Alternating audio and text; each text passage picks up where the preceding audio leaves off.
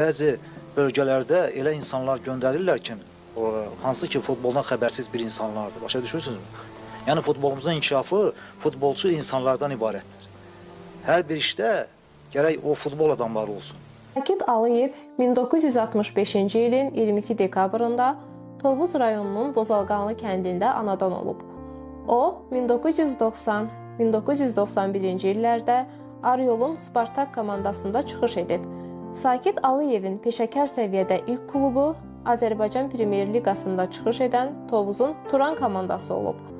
Klubda keçirdiyi illər ərzində 1993-94 mövsümündə Azərbaycan çempionluğunu qazanıb. Az sonra əsas komandanın məşqçi vəzifəsinə qayıtdı. 2011-ci ilin mayında məşq zamanı insult keçirib. Həmin vaxtdan o, daim həkim nəzarətində olub.